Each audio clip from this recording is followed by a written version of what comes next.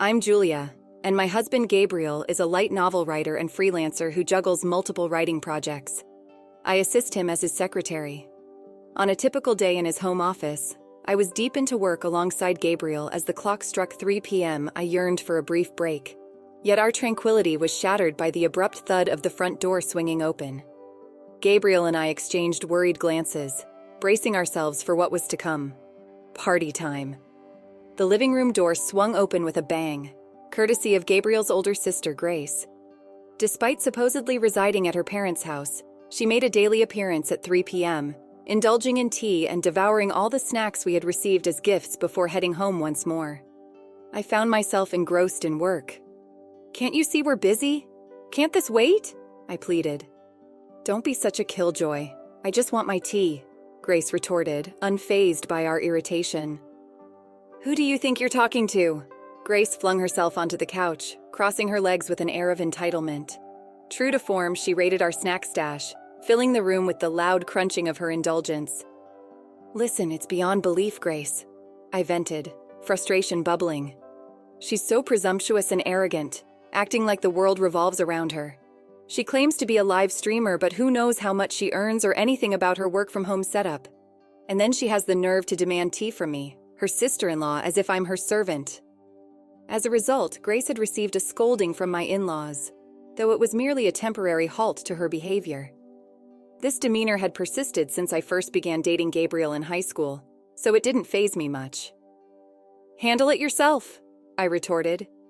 "Don't you dare sass me," Grace shot back, her words punctuated by the scattering of snacks from her mouth to the floor. "You dare talk back to me? You're the newcomer here. You should know your place. As the eldest daughter, I demand respect. If you can't handle it, then maybe you should consider a divorce." I was seething with anger at Grace's remark, but it was Gabriel who displayed frustration first. "That's it. You're being unbearable. Leave." "What? Hold on. Gabriel rose from his seat, seized Grace's arm, and escorted her out, her protests echoing through the room.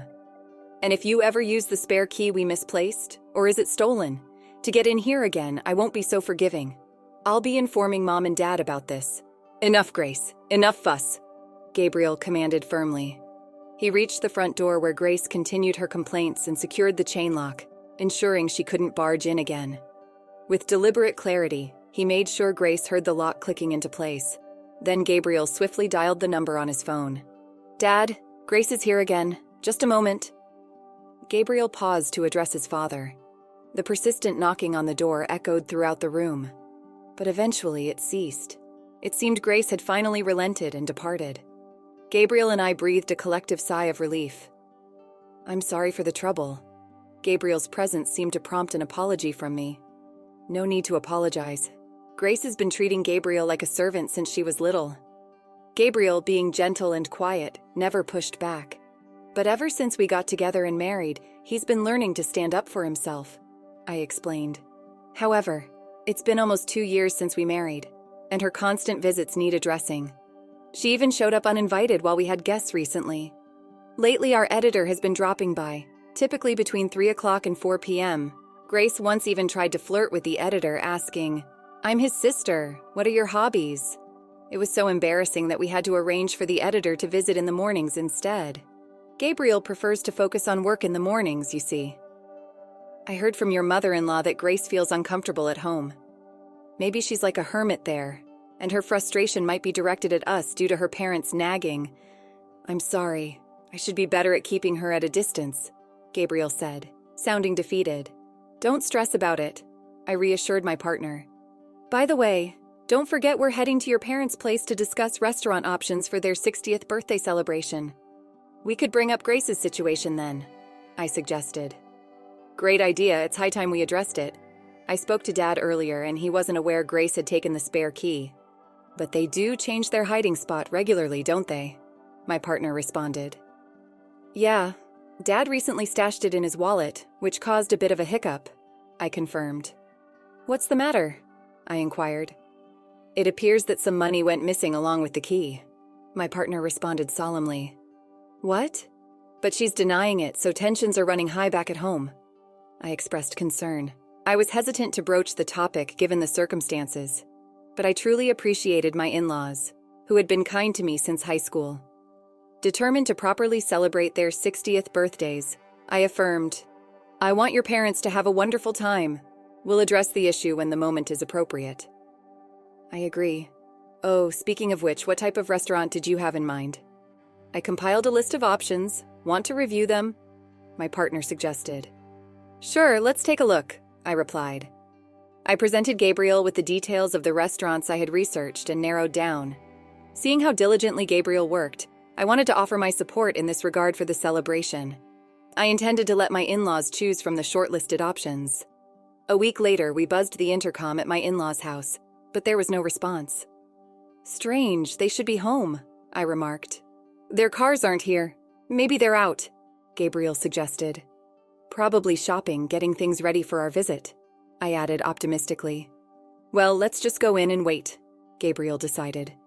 Using the spare key, Gabriel unlocked the front door. As we stepped inside, hurried footsteps sounded from the second floor, descending with a noisy clatter. It was Grace. "Couldn't you have answered the intercom if you knew we were coming?" I scolded. "I'm busy," Grace snapped back. "Hello, sister-in-law." Grace greeted me curtly as usual, but her hurried descent hinted at another reason for her sudden appearance. "Did you two prepare for Mom and Dad's 60th birthday celebration?" Grace inquired. "Yes, we did. Why do you ask?" I responded. "Where is it? Show me," Grace demanded. "Ha, but you said you weren't coming, sis," I reminded her. "I changed my mind. Just show it to me," Grace insisted. "Here it is," Gabriel replied, revealing the setup. Originally, Grace had planned to skip the celebration altogether. "Do we need to celebrate that?" she had remarked. But the true reason behind her reluctance was something unexpected from a daughter. Yet, for some unknown reason, she decided to join. "Oh, look at the esteemed writer, huh? You must be swimming in success. This fancy restaurant you've chosen, quite the high roller move," Grace remarked, eyeing the information she snatched from Gabriel with a snide chuckle. "Why do you have to say things that irritate me?" Gabriel snapped back. "Why not? You must be raking it in, right? Though I'm making multiples of that, just so you know," she continued, her words always aimed at belittling Gabriel. If she truly earned multiples of his income, she'd easily clear 6 figures annually. However, there's no evidence to support this claim. Also, it was Julia who selected the restaurant. "Okay, can you please stop being so rude?" Grace's intense stare made me uneasy. I instinctively retreated, asking, "What's on your mind?" But Grace proceeded to utter something utterly outrageous. "Ah, there it is, Gabriel. You're finally witnessing this woman's true nature, aren't you?" "What? Oh, never mind. I'm excited for the celebration. Catch you later." Gabriel brushed off the comment. Grace then forcefully ushered both of us out the door. Strangely, she held on to the document, continuing her disruptive behavior yet again. "Well, no big deal. We can print out the restaurant details whenever we need to, and then we can show my in-laws the photos to confirm," I reassured Gabriel. As it happened, our in-laws had completely forgotten about our visit that day and had gone to a Sunday farmers market instead. They apologized to us later for the mix-up. With the venue finalized and the reservation complete, we eagerly awaited the day of the 60th birthday celebration. As we arrived on site, Grace and our parents were already there. Despite our earlier awkward exchange with Grace, we tried to push it aside. However, her smug smile directed at me sparked a sense of unease. Nevertheless, we proceeded into the restaurant. We were led to a private room, exquisitely designed in traditional Japanese style, surpassing the beauty depicted in online photos. Just as my in-laws began to admire the room with smiles on their faces, Grace interjected from behind us, her grin mischievous. "Don't let yourselves be deceived, Mom and Dad," she remarked suddenly. Suddenly, Grace pointed a finger at me and shouted, "You're after our family's wealth, aren't you?" Her accusations startled not only me, but also Gabriel, my father-in-law, and my mother-in-law, leaving us all in blank surprise. "Wealth? What?" I stammered, utterly confused by the sudden accusation. "What nonsense! We're just an ordinary middle-class family," Gabriel angrily interjected. But Grace's theatrics were far from over. "As the eldest daughter, I'm set to inherit this house. You're planning to target my parents too, aren't you? I won't be fooled." Grace continued her tirade. "I don't understand what you're talking about. Why would you think I'd do such a thing? I attempted to reason, but Grace seemed unwilling to engage in dialogue. I've seen right through you from the start. You're a dangerous woman getting close to Gabriel, and now this, Grace accused. That's absurd. Gabriel and I have been together since high school. If wealth was my goal, I would have chosen differently. I defended, incredulous. Grace merely snickered at Gabriel's disbelief and continued her tirade. A woman not after money would have picked a more modest restaurant. But look at this lineup. All expensive places, she boasted. Grace threw some documents she had taken from Gabriel a few days ago into our hands. What's the point? I asked. Don't you see? This woman believes she can manipulate your wealth however she pleases. Simple-minded men. Grace jeered, bursting into laughter, oblivious to our growing realization of the situation's hopelessness. I won't hand over the family's wealth, Gabriel. Do you see it now? This woman's true colors, Grace declared, urging Gabriel to understand. Having her as a family is a nuisance. You two should divorce, Gabriel. This is an order from your elder sister. For the peace and security of our home, you need to divorce her and leave. Stay away from my parents, Grace yelled, advancing towards me aggressively. That's when Gabriel intervened, stepping between Grace and me. What on earth are you saying? Apologize to Julia right now. Wait a moment, Dad. Gabriel interjected. What's this about money? Absurd. Julia has been helping us organize our 60th birthday celebration, and you should be doing the same. Instead, you're creating unnecessary drama. Gabriel's father interjected. No, Dad. Take a look at this. Grace insisted, flustered as she hurriedly handed the documents to her father. My father-in-law perused the documents. If you look closely, you'll understand. She's chosen outrageously expensive venues. She's draining the wealth of a middle-class family like ours. And all the expenses are falling on you and Mom, right? Am I mistaken? He concluded with a heavy sigh. Gabriel and I, along with my mother-in-law, were left speechless. Oh, Gabriel's confusion was evident. She's claiming we're footing the bill for the 60th birthday celebration, I clarified. Huh?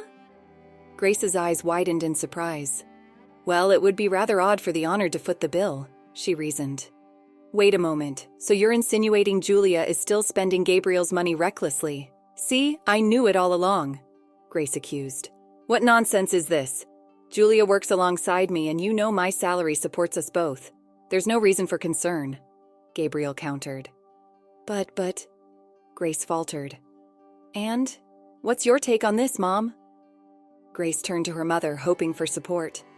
My mother-in-law stood there silently, her head bowed. Exactly, Mom. You understand, right? Grace appealed. Listen, each of these venues holds cherished memories for your father and me, my mother-in-law explained. Grace was stunned. Julia specifically consulted us about it. She wanted to incorporate our memories into the celebration and choose a menu based on them, my mother-in-law continued. No way. Your disrespectful accusations are truly shameful. My mother-in-law's voice quivered with emotion. Grace was finally realizing her misconceptions, but it was too late to amend her errors, a realization that would soon become painfully clear. You've caused enough trouble. You're not welcome here anymore. Go home, Gabriel's father declared. But Dad, why are you being so harsh? I'm your daughter. You can't just throw me out, Grace protested. But you were planning on not attending in the first place, weren't you?